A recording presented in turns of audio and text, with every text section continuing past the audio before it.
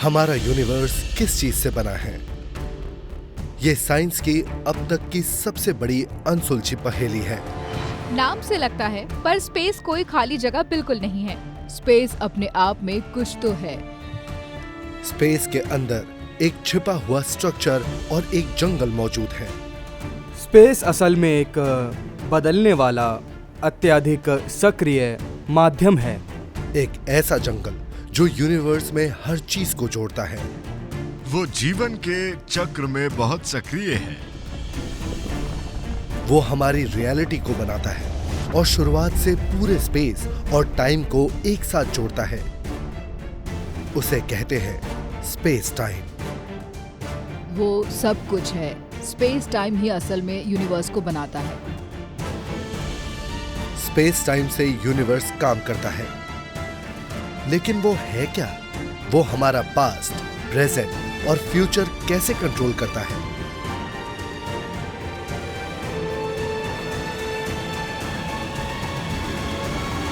विज्ञान शोकेस पेश करता है मिस्ट्री ऑफ स्पेस टाइम।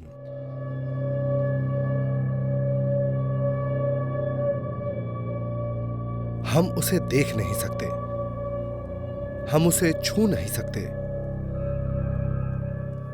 पर बिना स्पेस टाइम के हम यहां नहीं होते। स्पेस टाइम हमारी रियलिटी का फैब्रिक है, हमारी जिंदगी को बनाता और कंट्रोल करता है। अगर हमें यूनिवर्स की स्टोरी को समझना है तो ये समझना जरूरी है कि स्पेस टाइम कैसे बिहेव करता है। स्पेस टाइम हर चीज की शुरुआत से सक्रिय है और हर चीज के एवोल्यूशन के लिए बहुत जरूरी है। यूनिवर्स की हिस्ट्री को समझने के लिए हमें स्पेस टाइम को समझना होगा। ये समझने के लिए कि यूनिवर्स कैसे शुरू हुआ, कैसे इवॉल्व हुआ और फ्यूचर में क्या होने वाला है। स्पेस टाइम की कहानी हमारे यूनिवर्स की कहानी है। इस कहानी में क्या हुआ, इसका अंत कैसे होगा, ये जानने के लिए हमें इसे शुरू से समझना पड़ेगा। उस वक्त से जब कुछ भी नहीं था, न तारे, न स्पेस, वक्त से भी पहले का वक्त। फिर अचानक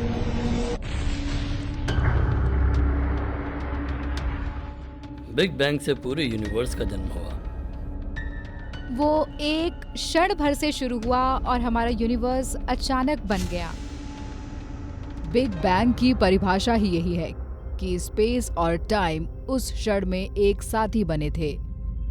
जहां तक हम जानते हैं इनका जन्म एक साथ हुआ था, स्पेस और टाइम का। नवजात यूनिवर्स स्पेस टाइम में ऊर्जा का एक छोटा केंद्र अचानक अस्तित्व में आ गया। फिर यूनिवर्स अचानक फैलने लगा। जब यूनिवर्स एक्सपेंड हुआ तब वो बहुत छोटा रीजन था और एक सेकंड से भी कम वक्त में फैला, वो भी कई कई कई गुना ज्यादा। जैसे कि अचानक मैं एक गैलेक्सी के साइज का हो जाऊं। एक सेकंड से भी कम वक्त में यूनिवर्स एक एटम से कम साइज से एक बेसबॉल के साइज जितना बड़ा हो गया। कॉस्मिक शब्दों में वो रेत के एक दाने से लेकर ब्रह्मांड के आकार जितना बड़ा हो गया। उस इन्फ्लेशन के समय ये यूनिवर्स स्पीड ऑफ लाइट से भी तेज गति से फैला था। फिजिक्स में हम जो कुछ भी जानते हैं ये उस सब के खिलाफ था। अब आप सोच रहे होंगे, hey mister astronomy guy, speed of light से तेज कुछ भी नहीं हो सकता। असल में ये एक काफी हद तक सही है, लेकिन रूल ये है कि यूनिवर्स के थ्रू कुछ भी स्पीड ऑफ लाइट से तेज नहीं जा सकता। इन्फ्लेशन में तब स्पेस खुद एक्सपेंड हो रहा था, तो कोई नियम नहीं तोड़ा गया, कोई पैराडॉक्स नहीं बना।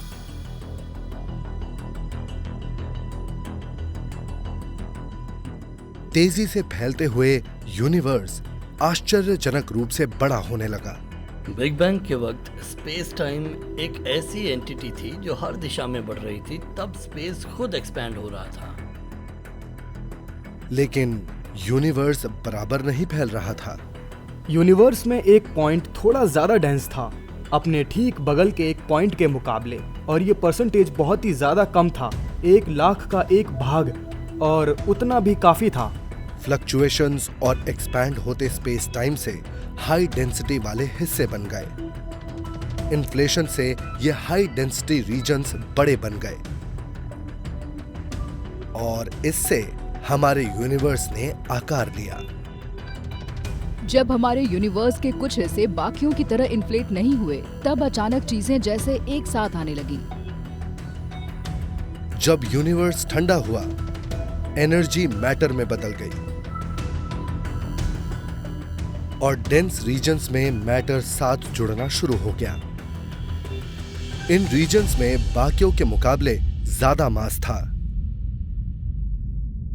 मास स्पेस टाइम को बेंड करता है, तो जो भी चीज मैटर की बनी है वो स्पेस टाइम को बेंड करती है और एक जगह जितना ज्यादा मैटर होगा उतना ज्यादा बेंड होगा। मैं अभी स्पेस टाइम को बेंड कर रहा हूँ। जब फ्लेक्स करता हूँ तब उसे और भी बेंड करता हूँ, क्योंकि मेरी मसल डेंसिटी बहुत ज्यादा है। मैं मैक्सिमम बेंड नहीं कर सकता, क्योंकि फिर अर्थ और सोलर सिस्टम नहीं बचेंगे। और ये एक फैक्ट है, ये वाकई में है। अगर मेरे पास ऐसे ग्लासेस होते जिनसे मैं स्पेस टाइम में देख पाता, तो अचानक एक कर्व्ड यूनिवर्स के छुपे हुए पहलू मुझे उतने साफ दिखाई देते जितने मुझे अपने हाथ दिखते हैं। हम स्पेस टाइम के कर्व्ड ग्रिड और उसे अपने अंदर की चीजों से रिएक्ट होते हुए देखते। स्पेस टाइम का कर्व हमारे लिए एक जाना पहचाना फोर्स होता, जिसे हम ग्रेविटी कहते हैं। ग्रेविटी सभी फोर्सेस से बहुत अलग है। वो स्पेस टाइम के कर्वेचर से करीब से जुड़ी हुई है। स्पेस और टाइम को जो बेंड कर सकता है, उसमें ग्रेविटी होती है। इसलिए ग्रेविटी ही स्पेस और टाइम को बेंड कर रही है। ये सोच पाना मुश्किल है, लेकिन इसका एक अच्छा उदाहरण है एक ट्रेपीज आर्टिस्ट और उसका सेफ्टी नेट। आप सोचिए, एक ट्रेपीज आर्टिस्ट जानबूझ के नेट पर गिर रहा हो। वो नेट फ्लैट है और एक बढ़िया स्पेस ग्रिड की तरह लगता है, पर जब वो उस पर गिरता है तो उसका शेप बदल देता है। ऐसा ही स्पेस के साथ, अगर स्पेस में मैटर है तो उसका फ्रेमवर्क चेंज हो जाएगा। जब ट्रेपीज आर्टिस्ट नेट पर रेस्ट करते हैं, तब वो स्पेस टाइम ग्रिड को हल्का सा बेंड करते हैं। अगर दो ट्रेपीज आर्टिस्ट होंगे तो मास डबल होगा, वॉल्यूम लगभग उतना ही होगा और तब डिस्टॉर्शन पहले से कहीं ज्यादा बड़ा होगा। स्पेस टाइम ऐसे ही काम करता है। ज्यादा मास मतलब स्पेस टाइम में बड़ा कर्व, मतलब ज्यादा ग्रेविटी। लेकिन ग्रेविटी और स्पेस टाइम के स्वभाव को समझना कोई आसान काम नहीं है। ये आइडिया सबसे महान बुद्धिजीवियों में से एक ने डेवलप किया था। आइंस्टाइन का आइडिया था कि स्पेस टाइम एक ऐसी चीज है जो बेंड हो सकती है, जिसे खींचा जा सकता है, और हम सभी स्पेस टाइम से जुड़े हुए हैं। आइंस्टाइन का कहना था कि स्पेस और टाइम की एक ज्योमेट्री होती है, वो खुद जीवित हैं, उनके अपने डायनामिक्स हैं। उन डायनामिक्स को हमने ग्रेविटी का नाम दिया है। मैटर जहां पर ज्यादा डेंस होता है, ग्रेविटी उतनी ज्यादा होती है।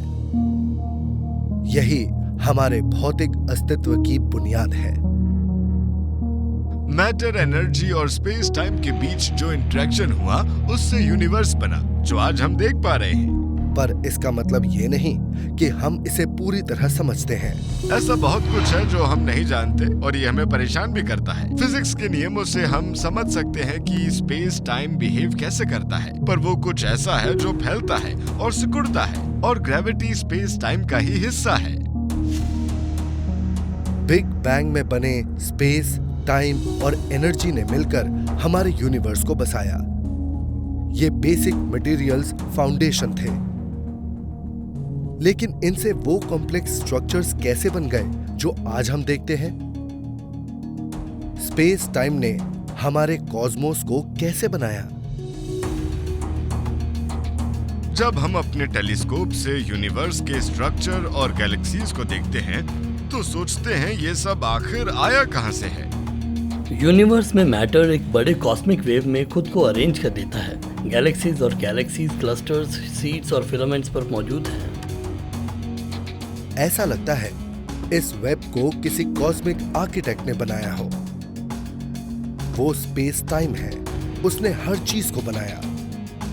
प्लैनेट से लेकर गैलेक्सीज, एटम से लेकर शहरों तक।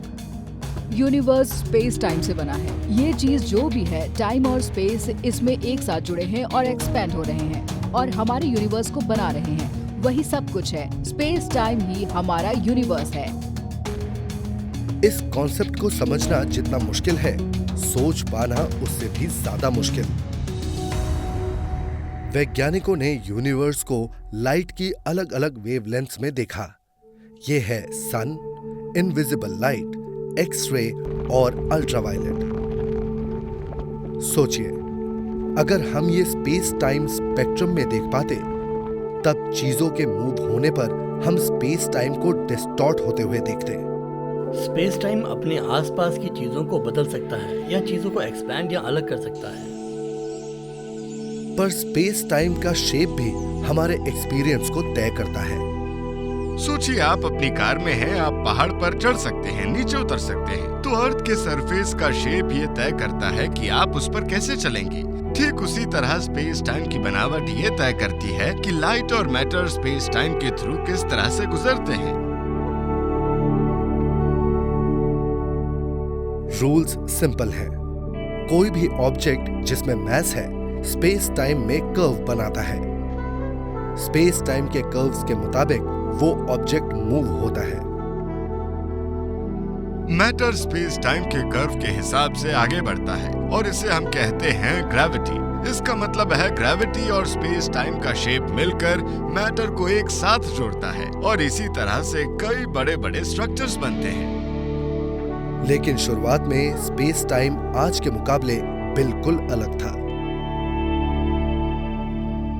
और पहले मैटर ने स्पेस टाइम के शेप को बदलना शुरू किया।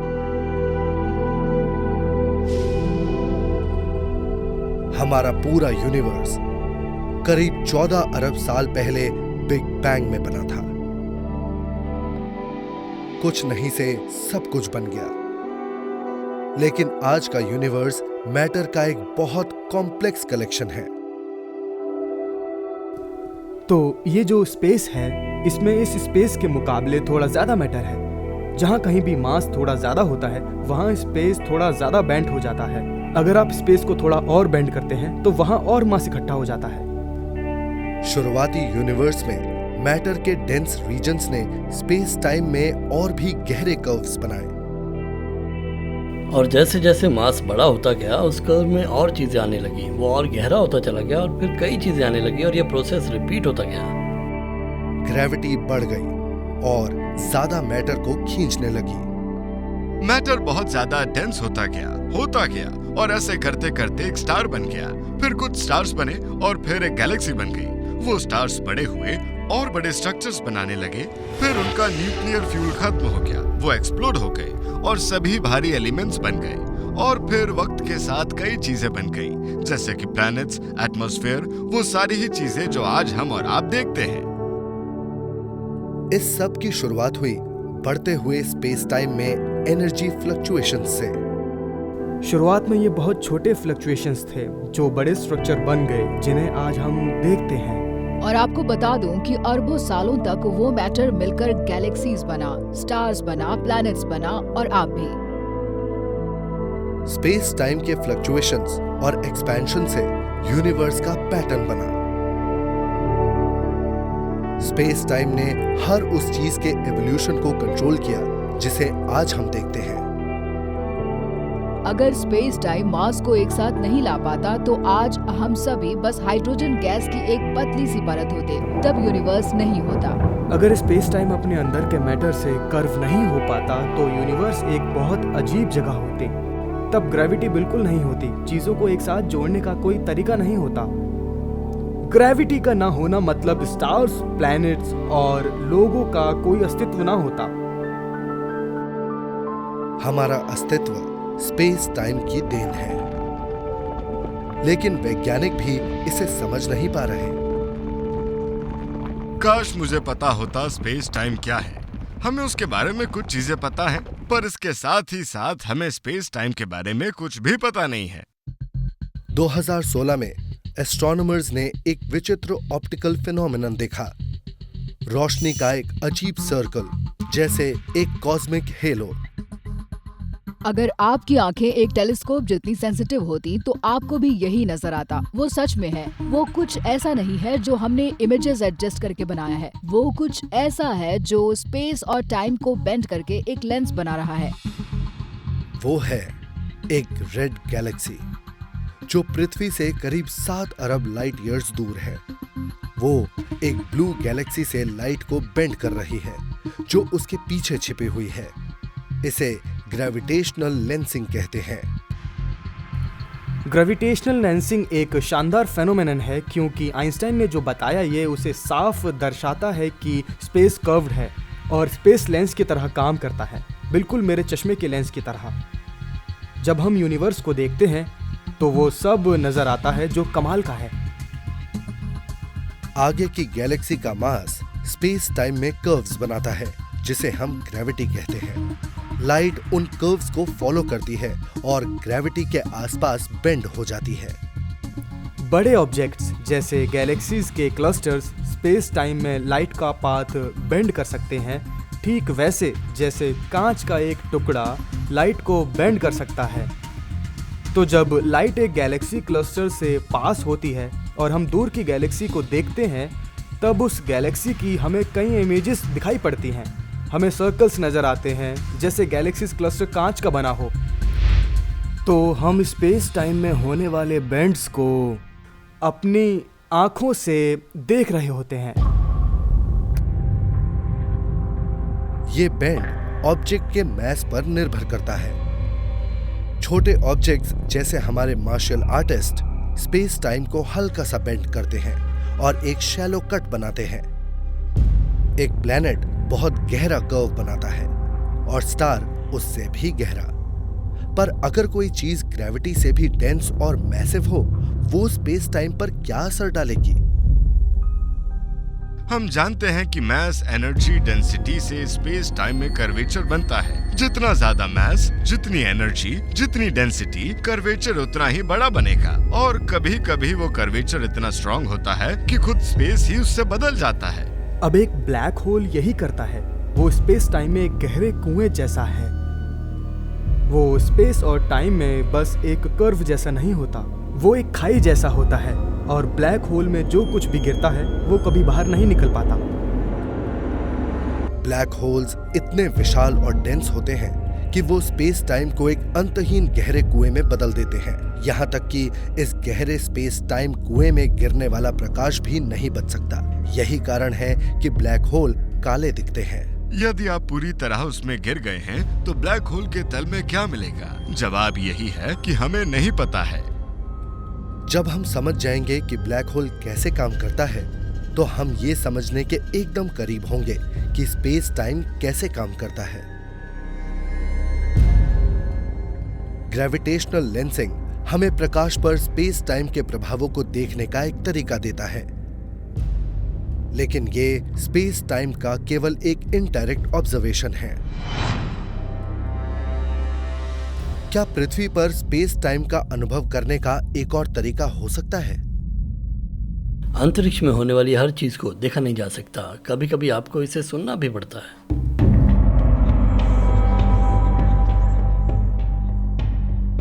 आप माने या ना माने, स्पेस एक मटेरियल है, इस आयरन शीट की तरह और इस लोहे की ही तरह। अंतरिक्ष डिस्टॉर्ट हो सकता है। अगर मैं इस मेटल शीट पर बहुत भारी वजन डालूं तो इसका आकार बदल जाएगा और ये डिस्टॉर्ट हो जाएगा। अंतरिक्ष वेव्स कैरी कर सकता है और ये आयरन शीट भी ऐसा कर सकती है, लेकिन इस शीट को लहरदार बनाने के लिए कुछ शक्तिशाली चाहिए, जैसे कि मैं और मेरा हथौड़ा।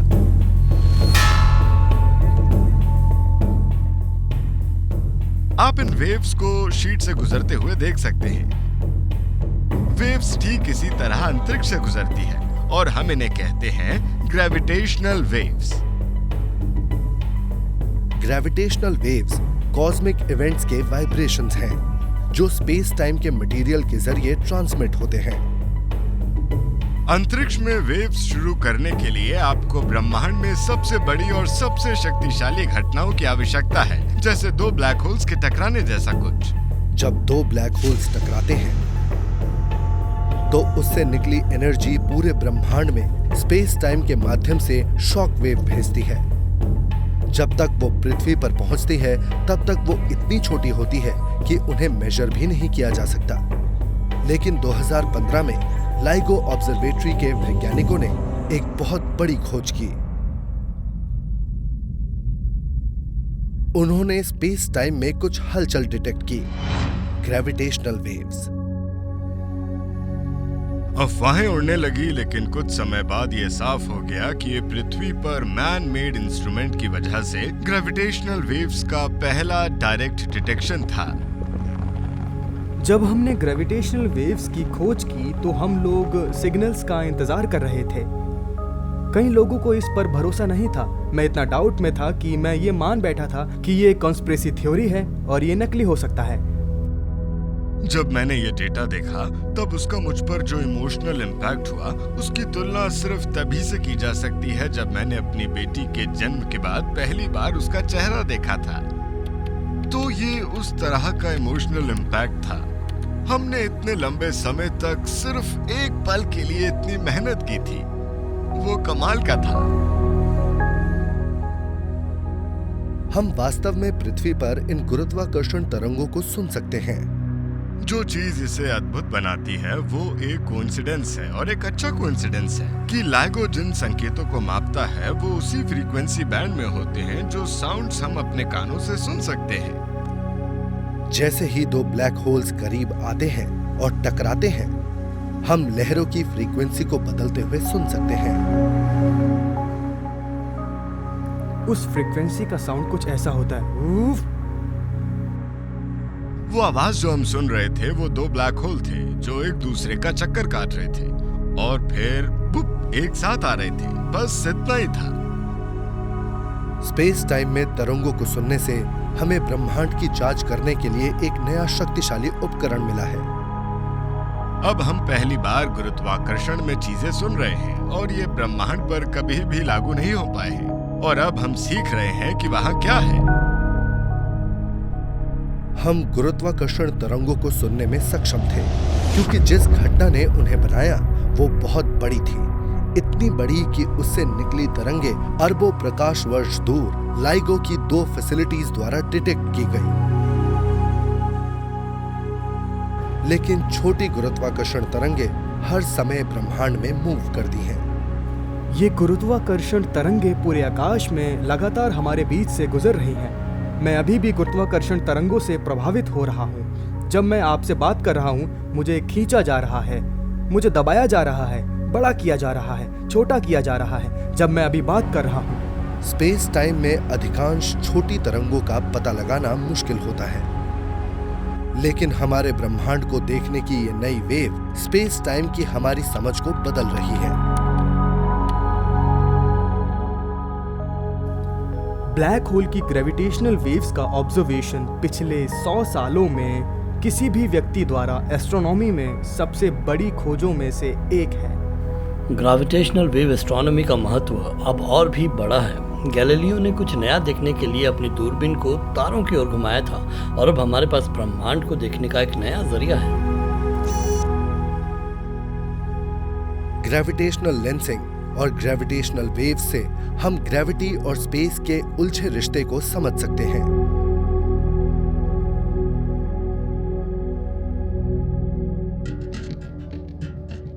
लेकिन स्पेस टाइम के बाकी हिस्से यानी वक्त का क्या? जैसा कि हम जानते हैं ये स्पेस टाइम है। ग्रेविटी न सिर्फ स्पेस को बल्कि वो टाइम को भी डिस्टॉर्ट करती है। हम समझते हैं कि समय को बदला नहीं जा सकता, ये बस एक कांस्टेंट रेट से आगे बढ़ता है। लेकिन ये वो ब्रह्मांड नहीं है जिसमें हम खुद को पाते हैं। कुछ अजीब हालात में मेरा वक्त आपके हिसाब से रुक जाएगा। क्या टाइम ट्रैवल करना और फ्यूचर में जाना मुमकिन है?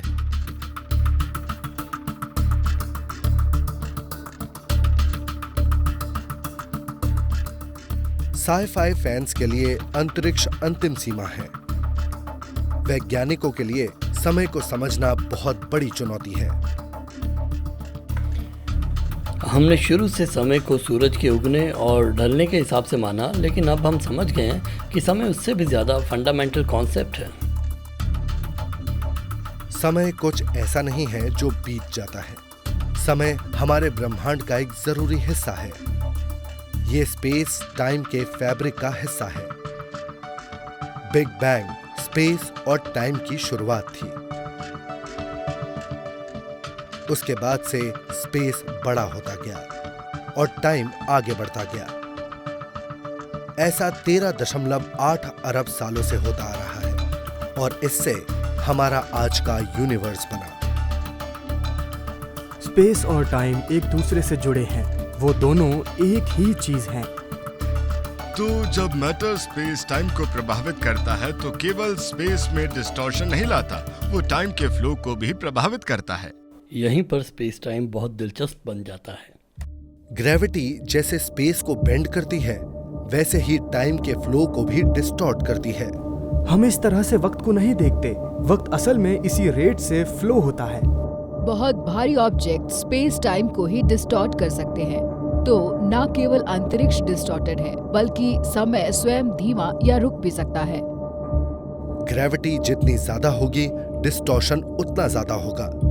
किसमें सबसे ज्यादा ग्रेविटी होती है? ब्लैक होल में।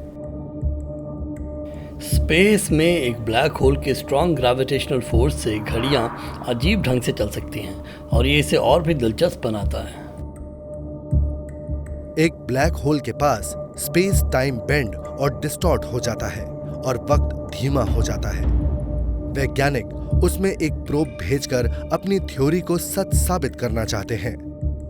इस बारे में सोचने का एक तरीका है जिसका नाम है ट्विन पैराडॉक्स, जिसमें दो ट्विन सेम टाइम पर पैदा होते हैं तो उनकी एज सेम होती है, लेकिन उनमें से एक किसी ब्लैक होल के बहुत नजदीक जाकर कुछ देर रहता है और फिर वापस लौट आता है। अगर मेरा कोई जुड़वा भाई होता जो अर्थ पर रहता और मैं ब्लैक होल के पास जाता, लेकिन हम डेली वीडियो कॉल करते, तो मैं कुछ ऐसे बोलता, कैसे हो? और वो कुछ ऐसे बोलता, हम तो बिल्कुल ठीक हैं, आप कैसे हैं? हमें याद आती है, आप कब मिलेंगे? तो हम दोनों के लिए वक्त की रफ्तार एक दूसरे से बिल्कुल अलग होती। ब्लैक होल के जितना नजदीक होते हैं, वक्त उतना धीमा हो जाता है। अगर अर्थ पर वापस आने की जगह मैं गलती से ब्लैक होल में गिर जाऊं तो अर्थ पर मौजूद मेरा ट्विन मुझे और स्लो होते हुए दिखेगा। और फिर मैं इवेंट होराइजन पर जैसे फ्रीज हो जाऊंगा, बिल्कुल ठहर जाऊंगा। वक्त यहाँ थम सा जाता है और मुझे एहसास होने लगेगा कि अब मैं वापस घर नहीं लौट पाऊंगा। लेकिन अगर वो ट्विन ब्लैक होल से बच जाता है तो फ्यूचर में चला जाएगा।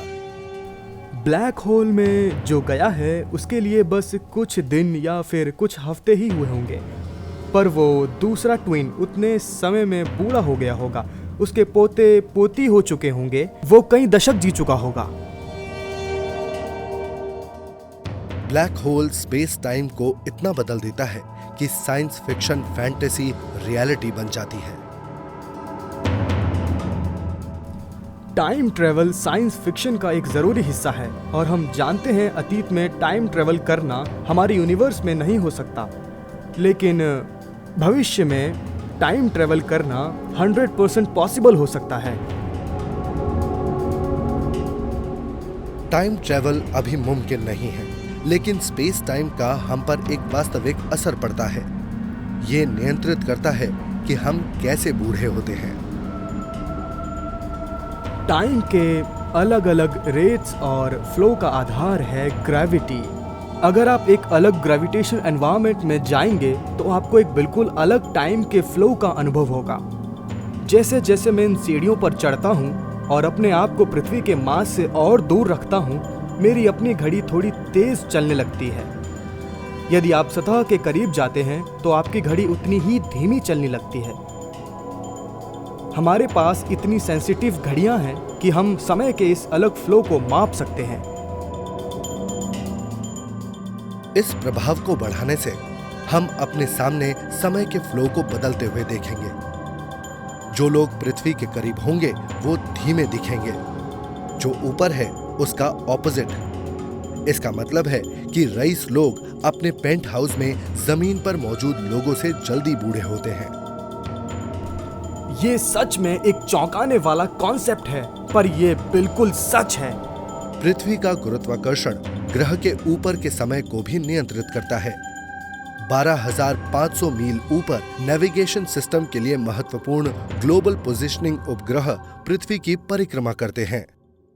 हम यहाँ पृथ्वी पर ग्लोबल पोजिशनिंग सिस्टम यूज करते हैं कहीं जाने के लिए। इन दिनों ज्यादातर लोग खो जाएंगे अगर उनके फोन में जीपीएस ना हो, अगर उन्हें अपने घर से लगभग 1 किलोमीटर से दूर जाना पड़े। आपके सेल फोन में जीपीएस रिसीवर 4 उपग्रहों पर सिग्नल भेजता है ताकि ये पता लगाया जा सके कि आप कहां हैं। इसकी टाइमिंग बेहतरीन होती है। हर एक सैटेलाइट पर एक एटॉमिक क्लॉक होती है। ऑर्बिट में कमजोर गुरुत्वाकर्षण का मतलब सैटेलाइट की घड़ियां जमीन पर मौजूद घड़ियों की तुलना में आंशिक रूप से तेज चलती हैं। अगर हमें पता नहीं होता कि हमारे उपग्रहों की घड़ियां अलग अलग गति से चलती हैं, तो पृथ्वी पर जीपीएस सिस्टम काम नहीं करता। ये इतनी जल्दी अपनी एक्यूरेसी खो देगा कि पूरा ग्लोबल पोजिशनिंग सिस्टम 1 घंटे से भी कम समय में बेकार हो जाएगा। हम उसके लिए हर दिन के हर पल को सही करते हैं।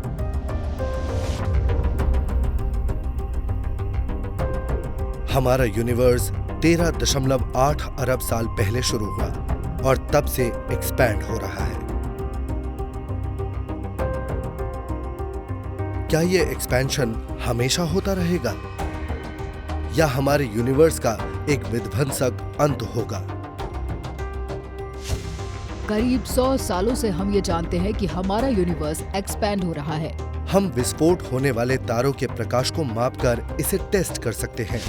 टाइप 1A सुपरनोवा सभी समान चमक के साथ विस्फोट करते हैं, इसलिए वैज्ञानिक पृथ्वी से उनकी दूरी का सटीक रूप से पता लगा सकते हैं। दशकों से एस्ट्रोनॉमर्स ने स्पेस टाइम के विस्तार में इस प्रकाश को मापा है। ब्रह्मांड का विस्तार हो रहा है और इसमें मैटर है। उस मैटर में ग्रेविटी है और स्पेस टाइम के कर्वेचर को डिस्टॉर्ट कर रही है। ये समझ में आता है कि जैसे जैसे ब्रह्मांड का विस्तार होगा, ब्रह्मांड के सभी पदार्थ एक दूसरे को गुरुत्वाकर्षण से पकड़े रखेंगे। अगर ब्रह्मांड में पर्याप्त मैटर है तो ये अपने आप को कितना खींच सकता है कि उसका विस्तार धीमा हो जाए। लेकिन 1998 में एस्ट्रोनॉमर्स ने नए माप किए और एक सनसनीखेज खोज की। लोगों को उम्मीद थी कि ये विस्तार पहले से धीमा हो जाएगा, लेकिन इसके बजाय उन्होंने इसके विपरीत पाया। अगर विस्तार धीमा हो रहा था तो ये दूर की रोशनी तेज दिखाई देनी चाहिए, लेकिन इसके बजाय वो मंद है। वो उम्मीद से ज्यादा तेजी से दूर हो रही है। इसका केवल एक ही मतलब हो सकता है, वो विस्तार तेजी से हो रहा है। ये हर दिन तेज हो रहा है। इस खोज ने ब्रह्मांड के बारे में हमारी समझ को बिल्कुल बदल दिया। ब्रह्मांड के पहले 7 अरब वर्षों में जिस दर से ब्रह्मांड का विस्तार हो रहा था वो धीमी गति से हो रहा था, लेकिन फिर कुछ बहुत अजीब हुआ। ऐसा लगा जैसे ग्रेविटी उल्टी हो गई हो। गैलेक्सीज को अट्रैक्ट करने की जगह लगा जैसे वो उन्हें अलग कर रही थी। क्या ग्रेविटी अपनी शक्ति खो रही थी या कुछ और स्पेस को अलग कर रहा था? हमारे यूनिवर्स में एक और चीज है, एक ऐसी चीज जिसका बिहेवियर बहुत ज्यादा अजीब है, एक रहस्यमयी चीज जिसे कहते हैं डार्क एनर्जी। स्पेस टाइम की तरह डार्क एनर्जी हमारे चारों तरफ है। हम उसे नहीं देख सकते, लेकिन वो हमारे ब्रह्मांड का 70% हिस्सा है। पर असल में वो है क्या? डार्क का मतलब ये हुआ कि हमें नहीं पता वो क्या है, हमें नहीं पता उसका आकार क्या है, पर कुछ तो है जो यूनिवर्स में एनर्जी दे रहा है, उसे एक्सेलरेट कर रहा है। हमें नहीं पता वो क्या है। उसके बारे में हमें कुछ नहीं हम पता। उसे एक्सप्लेन नहीं कर सकते। वो आज के साइंस की सबसे बड़ी मिस्ट्री है। डार्क एनर्जी रहस्यमय तरीके से बिहेव करती है। साधारण मैटर अट्रैक्टिव है, डार्क एनर्जी रिपल्सिव है, इसलिए ये तेजी ला रही है। साधारण मैटर ग्रेविटी फील करता है, एक साथ जुड़ती है, पर ये ऐसा नहीं करती। क्या ब्रह्मांड में डार्क एनर्जी एक नई शक्ति है या गुरुत्वाकर्षण की तरह क्या वो स्पेस टाइम से ही आई है? डार्क एनर्जी शायद स्पेस टाइम का एक हिस्सा है। हो सकता है कि अंतरिक्ष में ही एक ऊर्जा हो और यही वो ऊर्जा है जिससे इसके विस्तार में तेजी आ रही है। डार्क एनर्जी एक चीज है, हम नहीं जानते कि वो क्या चीज है, लेकिन ब्रह्मांड में भविष्य में होने वाले परिवर्तनों पर इसका बहुत बड़ा प्रभाव पड़ेगा। तो क्या होगा अगर डार्क एनर्जी हमारे स्पेस टाइम यूनिवर्स के विस्तार को तेज करती रहे? डार्क एनर्जी की मौजूदगी के कारण ये बहुत तेजी से विस्तार करेगा, जिसका मतलब है कि ब्रह्मांड एक बहुत अकेला स्थान बनने वाला है।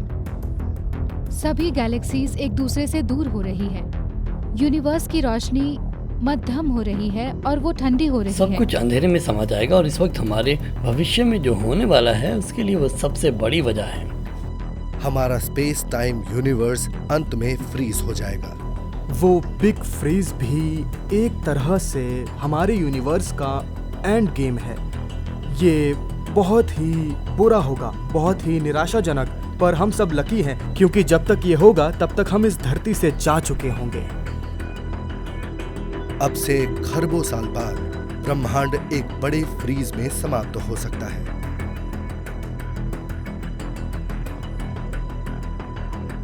लेकिन 2017 की एक स्टडी और भी भयानक संभावना की ओर इशारा करती है। डार्क एनर्जी की ताकत बढ़ती जा रही है। हमारे यूनिवर्स के अंत का एक भयानक सिनेरियो ये हो सकता है कि डार्क एनर्जी इतनी ज़्यादा स्ट्रॉन्ग हो जाए कि वो गैलेक्सी के ग्रेविटेशनल अट्रैक्शन को ख़त्म कर दे। वो ब्लैक होल्स को खत्म करने के काबिल भी है। वो चीज़ जो सबको एक साथ बांधे रखती है वो खत्म हो जाएगी। इसे खा रहा है बिग रिप। पहले क्लस्टर्स, फिर हमारी मिल्की वे जैसी गैलेक्सीज नष्ट हो जाएगी। फिर हमारा सोलर सिस्टम खत्म हो जाएगा और यूनिवर्स के आखिरी आधे घंटे में पृथ्वी खत्म हो जाएगी।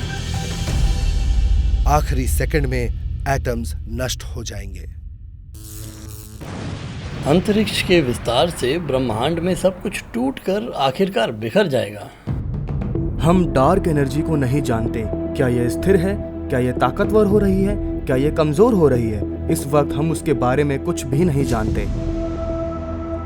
हमारे स्पेस टाइम यूनिवर्स के भविष्य पर खतरा मंडरा रहा है। क्या वो बिग रिप में खत्म हो जाएगा या बिग फ्रीज में, या ये अंत बस एक शुरुआत होगा?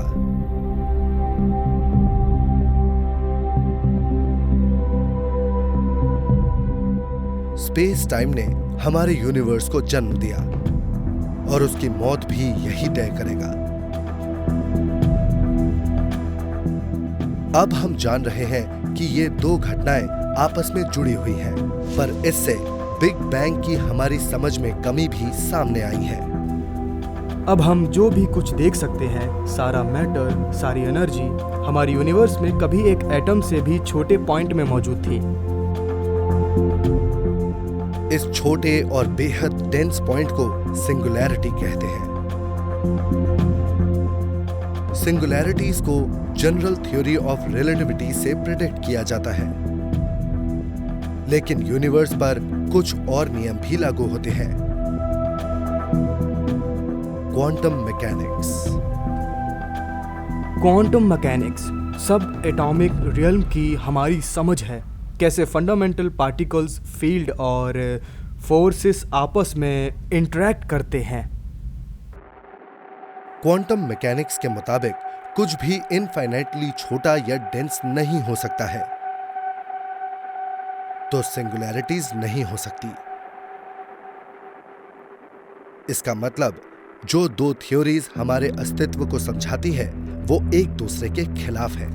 क्वांटम और जनरल रिलेटिविटी का नजरिया एक दूसरे से ज्यादा अलग नहीं है।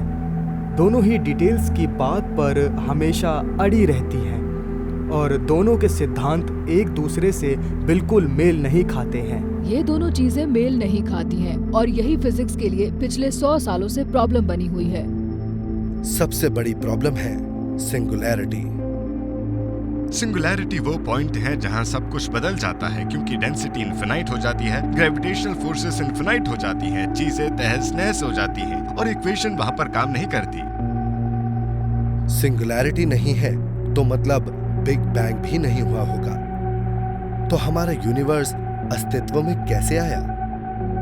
एल्बर्ट आइंस्टाइन ने अपनी जिंदगी और करियर का आखिरी वक्त उस थ्योरी को ढूंढने में बिताया जो क्वांटम मैकेनिक्स और जनरल रिलेटिविटी को मिलाकर एक जवाब दे सके। उसे फिजिक्स की सबसे पवित्र चीज माना जाता है।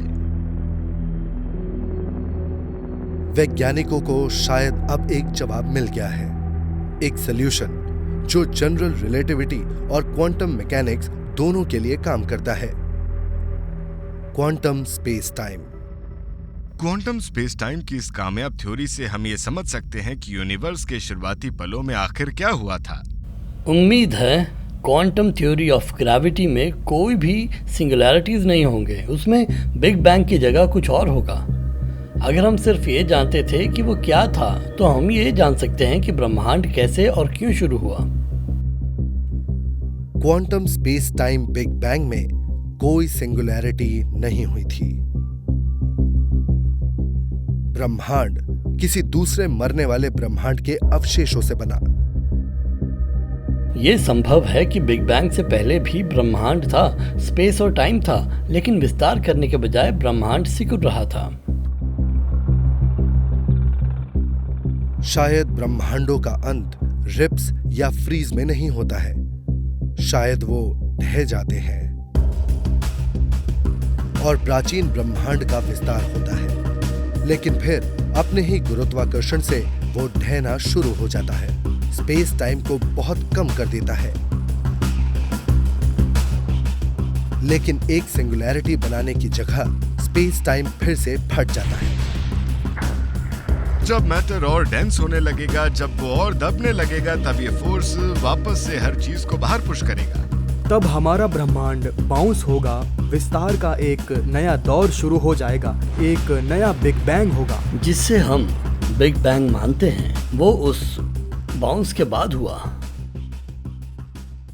इससे पता चलता है कि आज हमारे जीवन को निर्धारित करने वाला स्पेस टाइम एक पुराने ब्रह्मांड के ढहने से बना है और हम बाउंस होते हुए स्पेस टाइम यूनिवर्स के जन्म, मृत्यु और पुनर्जन्म के अनंत अंतरिक्ष समय चक्र में रहते हैं। अगर हम एक बाउंसिंग यूनिवर्स में हैं, तो हो सकता है यूनिवर्स इन्फिनिटली पुराना हो, वो इन्फिनिट बाउंसेस से गुजरा हो और इसकी कोई शुरुआत ही नहीं हो। हम मुश्किल से स्पेस टाइम को समझते हैं। शायद हम इसे पूरी तरह कभी नहीं समझ पाएंगे, लेकिन ये स्पष्ट है कि स्पेस टाइम के बिना हम यहां नहीं होते। स्पेस टाइम कुछ ऐसा है जो बिल्कुल असली है। ये वास्तव में हमारी रियलिटी का एक हिस्सा है और हम सब इसी से बने हैं। हमारे ब्रह्मांड के अंत को समझने के लिए सिर्फ टेलीस्कोप से देखना काफी नहीं होगा, हमें स्पेस टाइम के बेसिक नेचर को भी समझना होगा। मुझे लगता है इससे एक ही बात समझ आती है कि हमारा यूनिवर्स अजीब है। कई लोगों को लगता है कि हम नशा करके ये सारी बातें बनाकर उन्हें लिख डालते हैं, जबकि सच ये है कि ये पागलपन एक हकीकत है। हमने जितना सोचा था, यूनिवर्स उससे कहीं ज्यादा अजीब है। आप अभी बहुत ही कॉम्प्लेक्स और ब्यूटीफुल यूनिवर्स में जी रहे हैं, जिसकी कोई इंसान कल्पना भी नहीं कर सकता।